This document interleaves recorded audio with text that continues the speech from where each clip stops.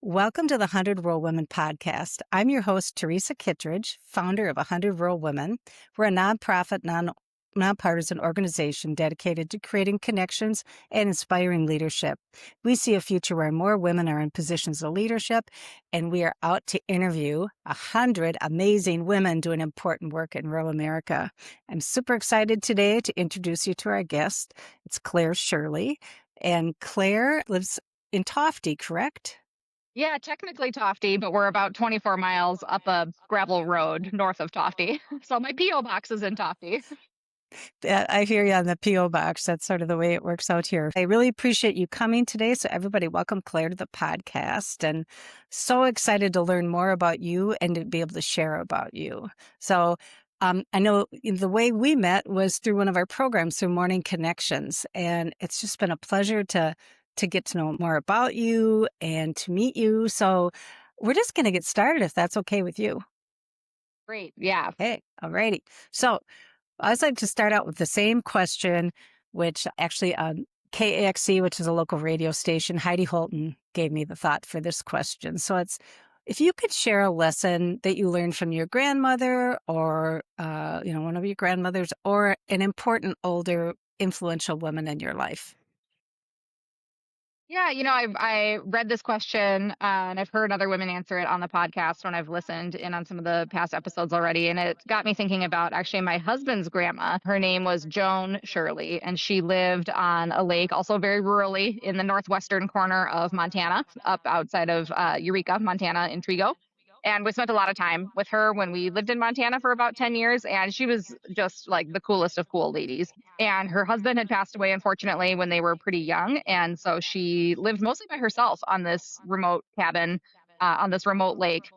And she just had such a great humor about everything, even when things were challenging or not. I mean, she just kept a really great sense of humor and also just a lot of tenacity, right? And so, not like a specific lesson, but just that general sense of like tenacity and maybe defying expectations. There were certain expectations I think placed on her as a single widow, living remotely, like she heated with wood and just all the cool things that she did. So I think the tenacity and to do it with humor are really some takeaways from my time with her. Absolutely. And we know you're living, in rural Minnesota now, but can you talk a little bit about your connection to rural? Yeah, I've pretty much only ever lived rural. So I born and raised here in Cook County, Minnesota, right up in the tip of the arrowhead. Was born in Grand Marais. My parents ran our family business here at Sawbill Canoe Outfitters. It was founded by my grandparents, Frank and Mary Alice Hansen, in the 50s, and then my folks ran it for about 30 years. So I grew up right here at the end of the Sawbill Trail, with no neighbors. It's all federal land around here, so it's just us. And graduated from high school up here, and then I moved to Montana for college. One could argue that all of Montana is rural. It is a very, very sparsely populated state. So I was in Missoula for about 10 years and did undergrad there and then law school and then practiced as a lawyer for a little while and spent a lot of time in small towns like with my husband's grandma and her family. And that was great. And then we had the opportunity to take over the family business here. My parents wanted to retire someday. They didn't want to do it forever. And we just kind of looked at our lives and thought, like, man, what if we got to be our own bosses? And what if we got to live on the edge of the wilderness? And maybe we should do that. So here we are, 10 years in. We made the leap in 2016. So far, so good. My gosh, and I know that we've talked about this too. I mean, your business really takes people into some amazing places like the Boundary Waters. Can you talk a little bit about that? Yeah, so Sawbill has always been just exclusively a Boundary Waters outfitter, right? So we don't have cabins, we don't have a restaurant, we're not doing anything other than just sending people into the Boundary Waters canoe area wilderness. So we do everything from outfitting folks that just need like a canoe or a couple life jackets to like the fully, all service. Like you show up with your clothing and your rain gear. We set you up with all the gear, all the food. I like to say we give people like as much or as little instruction and help as they need to feel comfortable going on an overnight Boundary Waters trip. So that's what we do. It's this is our 70th year in business. So Wow.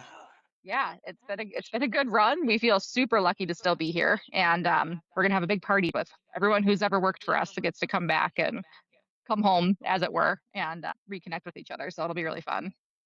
Oh, can you tell for folks that don't know much about the Boundary Waters, what is the Boundary Waters? Why is it so special to us in Minnesota and to our country? Yeah, so the Boundary Waters is a federally protected wilderness area. So it's federal public lands. It's over 1 million acres, and it's 1 million acres of lakes that are connected by trails called portages. And so oftentimes what folks are doing on a Boundary Waters trip is you're paddling across a lake, you come to a trail, a portage, you gather up your stuff, you put your canoe on your head and you walk across, and then you hop into the next lake, and you can connect chains of lakes this way. And the world is kind of your oyster. It's, you once you're in, you can go wherever you want. You can camp on any of the designated campsites that are out there. So it's a really wonderful way to experience that self-discovery aspect that we have really lost in a lot of our day-to-day lives now. It's very accessible. You don't have to be a mountaineer or have any super specialized equipment in order to get into it, other than a canoe. That's where I come in. I provide the canoes. And yeah, it's wonderful. We get to see lots of really interesting people come from all over the world to visit the Boundary Waters. So it's a really interesting wilderness area. It's the most visited in the country. It's very accessible. You don't have to have a lot of specialized knowledge or skill set to access the Boundary Waters. So it's just a really lovely, really cool, unique, interesting place. And it just happens to be here in our backyard in northern Minnesota.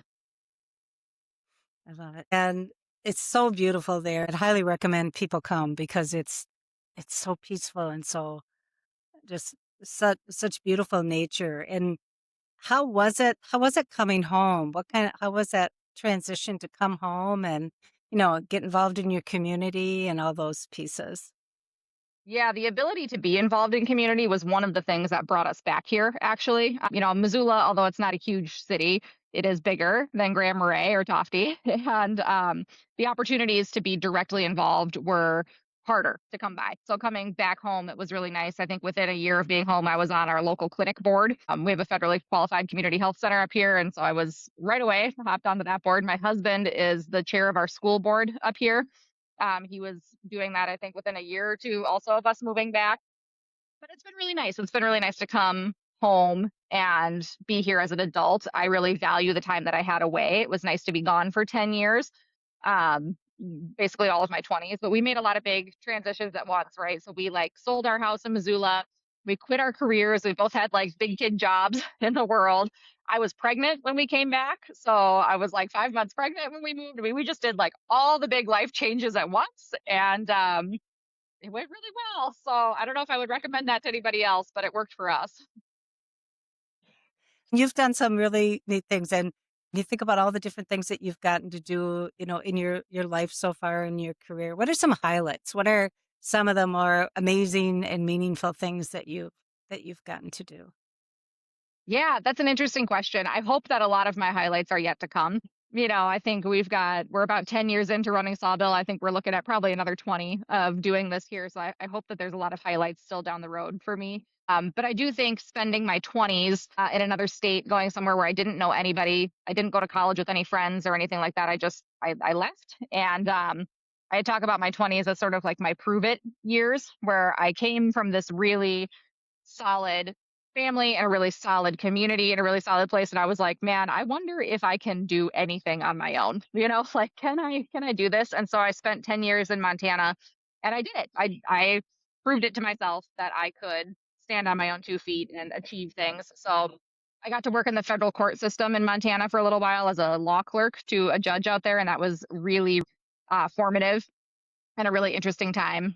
So that was probably a highlight, and then left that to come back here and getting to raise my family, you know and have a full-time job and be my own boss and have all of those things has been just like super rewarding. I don't miss having to wear a suit to work every day. So it's been nice to leave that in the past, but it's also nice to have that background. And now if a Supreme Court case comes down, I can just go read it. I don't have to rely on the news. I can read it. Or if as wilderness issues come up, I can go read the Wilderness Act. I can do things like that. So having that knowledge base has been really great going forward. And I'm glad I did it. Law school was tough. I'm glad I did it. I'm glad I have that base of knowledge now. So growing up in your family business, did you ever think that was what you wanted to do, or did you see yourselves doing something else when you were young?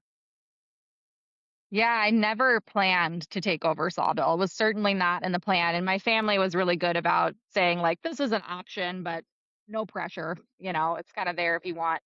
And so it wasn't until I met my husband when I was in Montana and we got serious and started talking about having a family.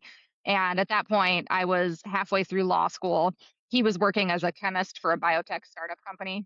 And so after a couple of years of that, we sort of settled into our jobs. We owned this house, and it was kind of like, okay, we did it for long enough to know like this is what life is going to look like, right? Like this is sort of what we're doing. And then we just had a really frank conversation like, is this what we want to do or is there something else? And right about that time, my parents said, hey, we'd like to retire someday. So the timing just kind of lined up and we decided to take the leap. And it was tough. There was a lot of people who thought we were really crazy, who thought it was, crazy to give up a career in the law and say like you've just started this sort of like blossoming career. You can't do this. And I was like, oh, I think I can, and I think I'm going to. So we just had to really be firm in our decision to like craft the life we want. And this was a great opportunity. So here we are. So you're busy, as you said, family, business, and I know you're engaged civically. What do you do for fun? How do you recharge when you've got so many different plates spinning and so many things going on? Yeah, I think I jokingly posted a meme this winter about like how the seat heat in your car is the like biggest form of self-care for some of us. And I was like, oh, that rings pretty true actually. I spend a lot of time in the car driving my kids to and from school, but no, I mean I'm busy, but all of those things are by choice, right? Like all the things that are on my plate right now are things that I have added to it. So I have created a life where I don't feel a lot of need to escape or recharge from it because a lot of the things that I do are bucket filling for me. Like this job, I love this job. I love what I do. I love that it's seasonal. So I can work 7 days a week because I know that come October we'll close and I won't work 7 days a week. But yeah, hang out with my kids. I teach one dance class a week at our local YMCA, and that's super fun. I get to teach 11-year-olds ballet. And I love that. And I love being just like plugged into the community in that way. And then we travel a lot. We travel a lot in the winter. So try to get out and see different places. We try to take several trips each winter with the flexibility of our work. We can really do that. So we take our kids. We want to make sure our kids can see the world outside of our small community here and give them a little bit of perspective. So I really value that. I think that's super important. I traveled quite a bit when my daughter was probably from third grade, second grade, actually, till about eighth. And whenever I could, she went with. And it was a great experience for her. And I think she just was amazed that other kids didn't do that. I think that was a big thing, but it really gave her a broader worldview. So I think that's super important. And so when you talk about seasonal, what does that mean? When do you start getting ready? And then when's your high season? And then when do you start to slow down? Yeah, it's always very cyclical up here, and a lot of it has to do with the weather. So we open whenever the ice goes out. More or less, that's the first week of May. I hope for it to always be the first week of May because that's kind of how I set up all of our schedules and things. If the ice goes out in early April, it really monkeys with my systems. But generally, about first week of May, we open up and then it starts to get busy up here around Memorial Day. June tends to be a little bit quiet, and then it picks up like end of July, first couple weeks of August are really busy. But we're open until October 20th every year, and then October 20th we close down, and then we winterize our building and put canoes away in storage, and button everything up for the year. So we have seasonal staff that come on every year too, about 12. Um, so June is a lot of like onboarding people, training them up, building the staff morale and getting them ready to know each other. And then we kind of like ride that high for July and August, and then we start the like winding down process. So yeah, it's nice. And some of it's dictated by weather, which is always nice too. But we just kind of play it by ear. And then yeah, in the winter we're here. We live here year round. We don't go anywhere, but we don't do any outfitting in the winter. So our office is open. We're doing a lot of phone calls. We're helping people plan trips for next year. We're repairing gear. We're repairing canoes, doing orders for next year, hiring staff. I mean, it's still busy, but just not so much with like interfacing with people on site. Yeah. In between all of that, can you share what you're reading, watching, listening to, anything like that? Yeah, I listen to a lot of podcasts actually. I think I've listened to all the podcasts because of all the time in the car. So my kids go to school in Grand Marais, which is an hour away one way. And in the wintertime, I'll oftentimes drive them to school, stay in Grand Marais for the day, and then pick them up and drive home. So it's only 2 hours in the car. But when Sawbill's open, I can't work remotely. I have to be here to issue canoes. So for like the month of May and September and October, we're often in the car 4 hours a day. My husband and I share the drive, but it's an hour in, drop them off, drive home, pack gear, rent canoes, do the thing, then drive back in, get them, drive back. So 4 hours a day, it's like a part-time job. And I listen to so many podcasts. So, some favorites are like, I love Radio Lab. I love listening to Heavyweight is another good one. A lot, yeah, just a lot of those kinds of things. Snap Judgment, love Snap Judgment. So we listen to and then some audiobooks with my kids. We just finished the whole Harry Potter series. Before that, it was How to Train Your Dragon. So they listen to a lot of audiobooks too when they're in the car. Then it's grown up podcast on the way home. I love podcasts and I love to read. I remember my daughter when Harry Potter came out and those books were giant too, but she just got into that book, like just amazing that whole series. So Yeah. that was a great way to get kids really engaged. It's quite Yeah. the series. So, and I know this about you because I get to, see you once in a while at our morning connections, but there's so much going on in the world and so many things that we're trying to navigate. How do you stay positive? How do you keep moving forward? What are some of your strategies around that? What gives you hope for the future? Yeah, I think that's such an interesting question. I mean, especially like we had some crazy years when we first took over Sawbill, right? So we started in 2016. I immediately had a baby on fishing opener of our first year owning an outfitter. So that was crazy times. Then I had another baby, and then the pandemic hit. And then there was a big fire year, and they closed the whole Boundary Waters for 3 months in August. And then just all the fallout from the pandemic and politics in this country. And it's just been, it's felt like sort of a bumpy ride I think in the first 10 years. And I've had to really think about how I feel about raising kids in this world and how I frame conversations because we listen to a lot of NPR in the car too. If it's not a podcast, it's NPR. And they have a lot of questions about the state of the world. And so I have had to be thoughtful about how I frame those conversations both for myself and for my kids and for my staff and my friends and family. And it's really come down to I no longer look to the outside world or anything exterior to myself to find hope, right? Like I am finding hope entirely internally. So it's just a state of being, I think that is a choice. And it's one that I actively make on a daily basis to be hopeful. And I find that just entirely within myself. Of course, there's hopeful things that happen in the world, and I like to recognize them when they come and go, but I don't rely on that as to keep me buoyed along. Does that make sense? Um, because I just don't think that we don't have the comfort level in our society right now to not be hopeful. And so I think it's a necessity. Like you have to have that and you have to find it within yourself. And that provides the sort of tenacity to keep going when things feel unhopeful or feel very scary. So being able to find that sort of reserve within myself has been really helpful. So when you think about you're a rural woman, living rural, you're running a business, engaged civically. What do you think we can all do to better support each other as rural women?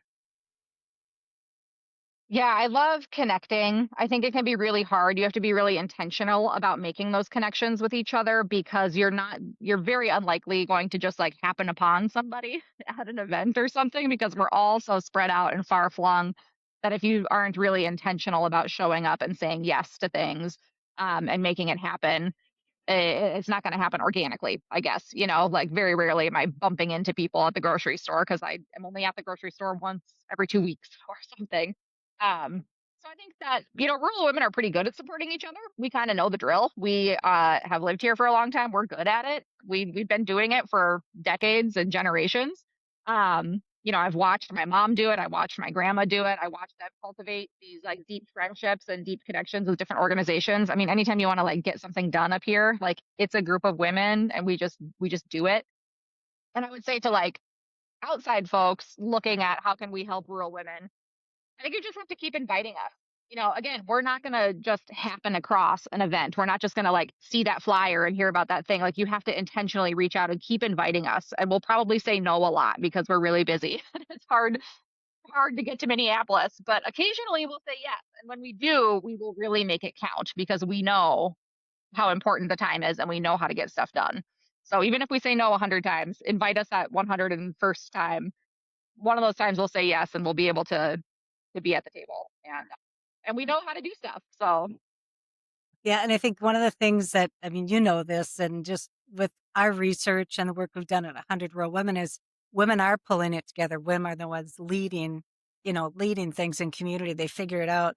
And of course, my goal is always like, how do we get more women in more formal decision-making leadership roles? And even if you don't want to run for office or you don't want to do something formally, it's like, well, maybe your neighbor does. How can we do that? So I think it is that support piece and that asking and inviting is really important because I think when you ask people too, sometimes they don't even, oh, yeah, I could do that. And when you think back for you, and this is, of course, I've just appreciated your time today, and I always like to sort of wrap with this question: what advice would you give your younger self? And when you think about younger women trying to navigate in rural, what kind of advice would you give them? oh, I think one of my biggest pieces of advice I wish I could go back and tell myself is like, you don't have to have imposter syndrome.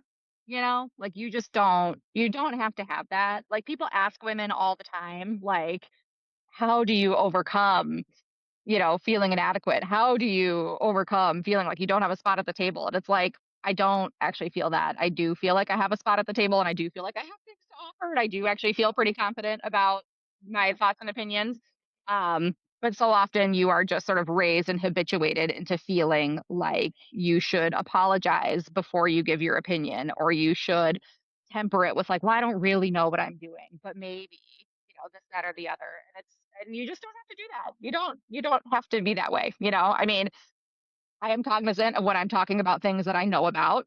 And I am aware that there are things in the world I don't know about. And I try not to speak on those things. But like when I'm in my lane, it's okay to not have imposter syndrome. It's okay to own what you have, and you don't have to be that way. Yeah, absolutely. What about younger women? I'm sure same message, but anything else? Yeah, I think so. I mean, I am around younger women all the time because on my staff, we have about 12 seasonal workers who are here for the summer season working with us. Oftentimes, it's a lot of women. Spoiler alert, Sawbill runs better when there's more women on the crew. Um, and the boys would all agree with that too. And they're oftentimes like in their early 20s, right? It's oftentimes like women in their early mid 20s. And there's not like a lot of advice that I need to give them, honestly. I mean, they've got it like pretty dialed in. So I really feel like my job is to just help them grow in that confidence and to know that they have it within themselves. It already exists there. And it's just my job to sort of like help support that and help highlight it and put them into positions where they can feel really successful, very independently and on their own, and just sort of like build that self-confidence. That's always my hope for the future is meeting those young women because you're right, they are dialed in and it Yeah. is, but whatever we can do to support them and let them know that you got to go on, you've got it figured out. I think that's incredible. Anything else that you'd like to share today? I don't know, nothing specifically. I just really appreciate you, Teresa. I think this is a really wonderful project. And yeah, in the name of saying yes, I think I heard through the grapevine from somebody about this morning connections thing, and I was like, "You know what? I drink coffee in the mornings. Like I can zoom into something, and I had no expectations for what it was going to be like. And it's just been it's always such an interesting conversation. I'm always so glad when I can tune in. And it feels really nice. I think, while Cook County is definitely rural, it's also isolated, which I think is different, right? Like rural is one thing, isolated is another thing. And Cook County has got both of those things Absolutely. going on. But we feel sometimes just very disconnected up here, even from other rural communities. So it's been I really value the opportunity whenever I can to like connect with other people. And thank goodness for technology and Zoom that allows us to do that. But I think it's a well spent effort. And who would have ever thought I'd be thankful for that time in COVID because that really turned us into a virtual organization. But I think we've had broader reach, but I think it also removes a lot of barriers for women to connect, and that's what we're all about. And being able to connect with so many different women from different walks of life and different places is just invaluable. So I just want to thank you today for doing this. And we are, as I said earlier, we're out to interview 100 rural women. So it's just been incredible, and I feel so fortunate to be able to to do this. Thank you so much for sharing with us and for sharing a little bit about you. So thanks so much. Yeah, thank you. Hello. We've decided to do an add-on with Clare Shirley and really excited that she's able to take the time with us. And we want to revisit and talk a little bit about what's going on in the boundary waters with the wildfires. So, Claire, I just thought we could talk today a little bit more. And thanks again, as I said, for taking the time because I know it must just be overwhelming. I can't imagine what you've all been going through. But can you tell us a little bit about what happened in the boundary waters with the wildfires? Yeah, so lots has happened since we last talked, Teresa, but it was in July. There was a big storm that moved through the Boundary Waters, predominantly over in the Ely area.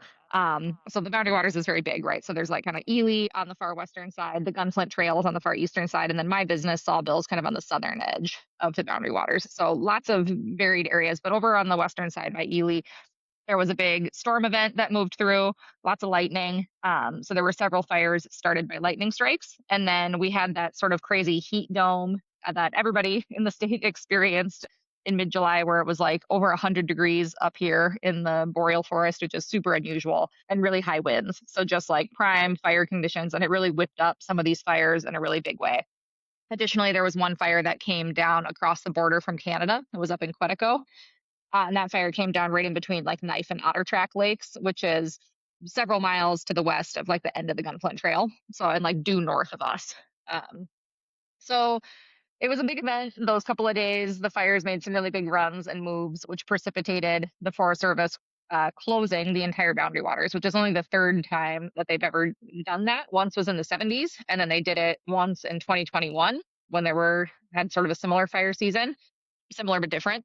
And then they did it again this year. So closing the entire Boundary Waters is a really big deal. They also send in wilderness rangers, they being the Forest Service, to like sweep people out of the wilderness area.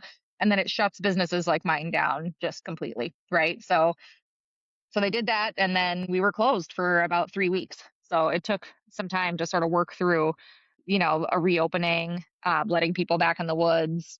Lots of conversations had, lots of strife, lots of emotion, huge economic impact, not just for businesses like mine, but for the whole region. Really, we really felt that. So it was kind of a wild ride, but we are reopened now. There are still places in the Boundary Waters that are closed, but the closure areas are much more targeted, just specifically right around where the fires are. The fires are not active anymore. They're not extinguished, but they're mostly contained and not active. So the closure areas are much smaller and people are back in the woods. So it was a little bit of a wild ride, but here we are mostly on the other side. And can you talk a little bit about your season? So this is really the height of tourism season in the region too, correct?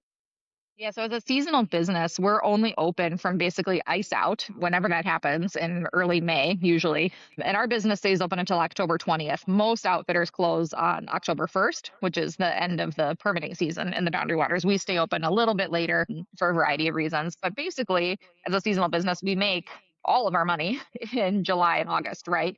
And it's having a shutdown during that time period is it affects your bottom line in a pretty major way. It's also tricky because as a seasonal business, a lot of us have bills that are coming due in the summertime. So we do a lot of pre-season ordering, like for canoes are a good example, right? So we order most outfitters, again, I'm kind of overgeneralizing, but generally we order from two major canoe companies. Both are Minnesota companies, Winona Canoes in Winona and North Star Canoes in Princeton. And we order those canoes in October, and then they deliver them to us throughout the course of the winter and the spring. And then we pay for them in three installments in June, July, and August. So we're talking about like potentially hundreds of thousands of dollars of, canoes and other gear, equipment, sweatshirts, t-shirts, stuff in my gift shop, all of these things we pre-season order, and then we pay for them in July and August. So a lot of outfitters were facing, like I said, hundreds of thousands of dollars of bills coming due, which would normally not be a problem. Normally, you'd have that income coming in and you would pay those off in July. And then August is when you make all the money that you're going to live on all winter. And that's the cash flow of a seasonal business like ours, more or less. So being closed for 3 weeks in July is really, really tough. That's a really hard thing to figure out. And so when you're trying to navigate all of this, talk a little bit about as business owners, for example, what is your interaction and relationship with the U.S. Forest Service? And I know we're in the same legislative district with our senator and House member. What's that engagement like when you're in a tragedy like this? Yeah, it's tricky. We rely a lot on relationships that we've built up over time, and so we feel really fortunate at Sawbill that we have a really good working relationship with a lot of the local Forest Service folks. Probably cashed in on some of that capital with them during this crisis. We're going to have to do some relationship rebuilding after this for sure. But there's a little bit of, communication back and forth, but ultimately it's really the Forest Service's call, right? Like there's the power imbalance is complete. Like as a business owner and as community members, we really have no power over decisions of management in the boundary waters. And that's not necessarily a problem. However, it becomes tricky when the Forest Service does not have the resources to do a more targeted closure. So in this case, the Sawbill area, we were always really, really far away from the fires. After maybe the first couple of days, there wasn't really a need for our area to be closed, but the Forest Service didn't have the resources to go in and appropriately staff and sign and manage a more targeted closure or a more targeted reopening, as the case was, which resulted in us being closed a lot longer than we needed to be, which resulted in a lot of like a real hard economic hit to the whole North Shore region and all of Cook County. So that part is pretty frustrating and hard to deal with. And then you feel like you have to advocate for yourself as a business, and you have to advocate for the other businesses in the county, and not just businesses too, but like, people whose homes are at risk or that they can't get to. So anyway, there was just a lot of phone calls, a lot of trying to make sure that economic, I like to think of it as like community impact, that's being represented at the decision making table at the Forest Service, because they meet with other stakeholders like the sheriff's office, the fire incident command teams, but there isn't anybody from the community at that decision making table. So my goal was really to put a bug in all of their ears and make sure that they understood the real impact, because a lot of businesses like ours, the other part of this is you don't know how long this closure is going to last, right? So they implement a closure, you're shut down, you have no idea when or if it's going to reopen and in what capacity. And for a number of reasons, they play that very close to the chest. And it's a dynamic situation. Fire doesn't follow the rules. So I understand that, but it's really, really challenging for businesses where I say, like, do I keep my staff on, for example, was the big question a lot of us were facing. How many weeks can I pay my staff and keep them on before I run the risk of not having enough money to make it through winter? I mean, Right. that's the reality. It was like, am I gonna bleed myself totally dry to keep staff on in the hopes that we reopen and are able to recoup some of that loss? If we don't reopen and I've kept everybody on and I've bled my bank account dry, then what? Then I don't survive winter. So some outfitters did a variety of things. Some folks let everybody go. At the beginning, they laid off all their staff. When the reopening was announced, some of those staff didn't come back. People left. They're seasonal workers. They went home and decided that their season was over. So now some outfitters are facing a reopening with like a real skeletal crew. So, it's like those kinds of decisions that you're just like, how do I make these decisions? So I did a lot of calling to the Forest Service. That was like, hey, I'm not asking for insider information, but can we get some indication of where you're thinking, how this is going to move to help us make these sorts of business decisions to try to stay alive? Yeah. Can you share, I can only imagine too with people having confidence to keep their reservations too. That's a whole nother piece. But can you talk about what people might not understand about having property that you utilize for your business on federal land? Can you tell us a little bit about how that works and the lease side of that and what that looks like? Yeah, so where Sawbill is located, I don't own the land that we're on. I own all of the improvements on the land, but the land itself is national forest land. So I live on the Superior National Forest. So it's my business, it's my house, it's all of the things.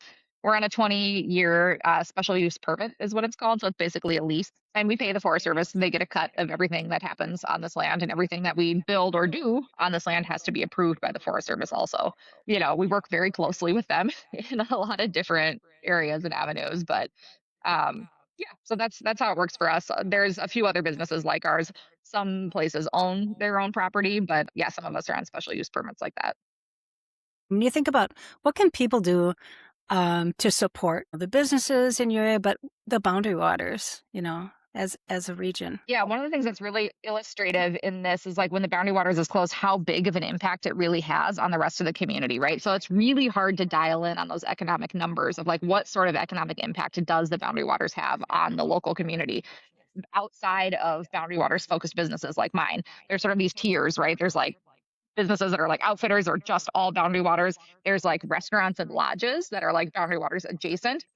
And then it trickles all the way down to like gift shops, hardware stores, everything on grocery stores that are just in the neighboring community, but don't necessarily focus on Boundary Waters clientele.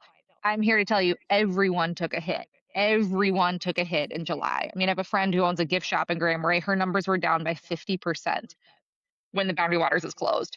So the amount of traffic and economic activity that the Boundary Waters drives is really underrepresented and misunderstood, I think.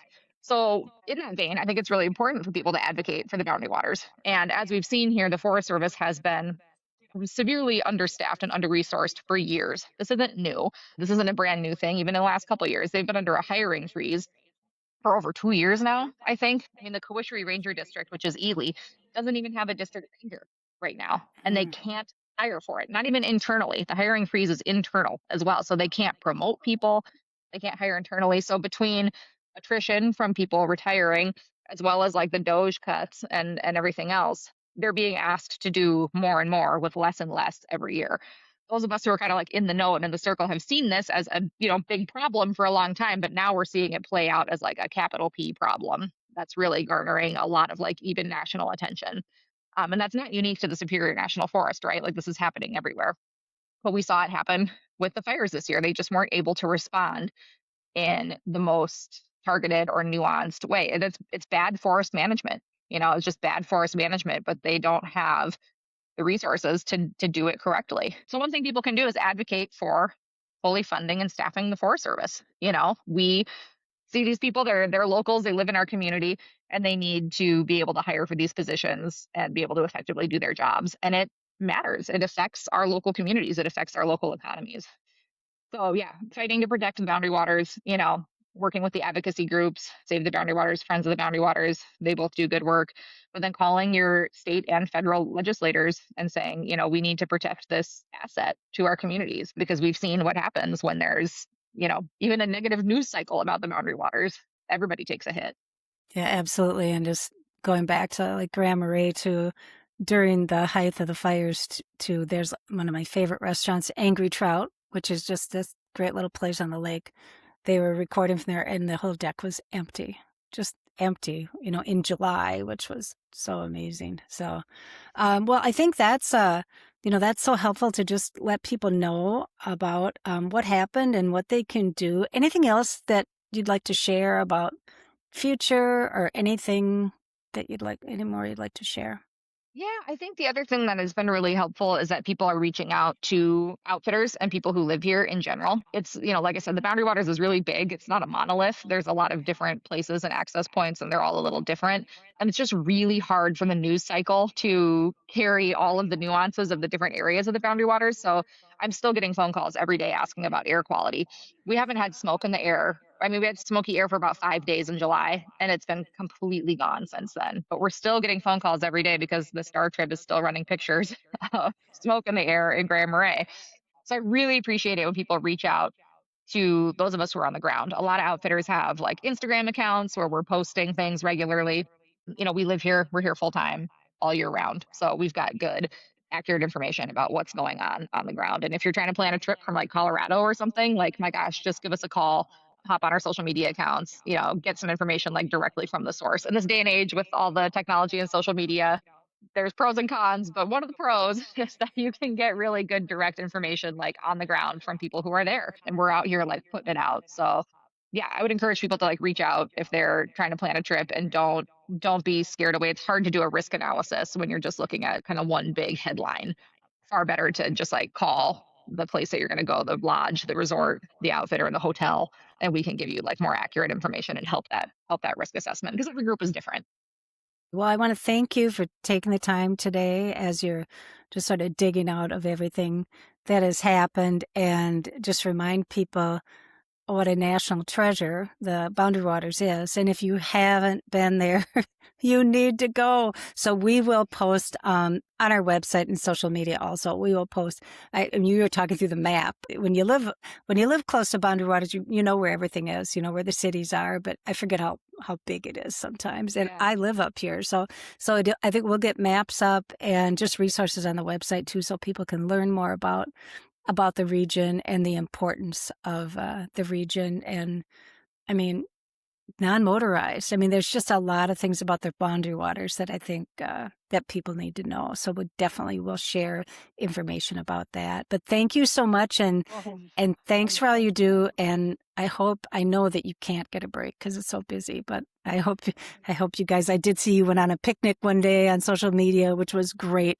I'm sure it's overwhelming in the summer at high season, but then to have something like this happen, and then all of a sudden back in it, I can't imagine. So. Yeah, it's a lot. It's a lot of pivoting. Just living in that unknown is really hard. So we're happy to be like back open. We kept all our staff on the whole time. So we're still fully staffed, fully operational. Things feel like really back to normal. We were able to sneak out on a family canoe trip with my two kids and my husband, which was really nice. And actually my husband and my daughter are due back in today. They've been out for several days. Oh, nice. On a father-daughter canoe trip. So we utilize the Boundary Waters too and get out as much as we can. So there are still, yeah, permits to be had. Campsites are open. Um, yeah, to encourage people, you can make a short notice trip happen this year.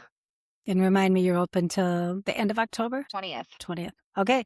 Well, good. Well, thanks so much, Claire. Appreciate your time today. And I'm happy that we can share this with everybody and let them know what's going on. Yeah, thank you.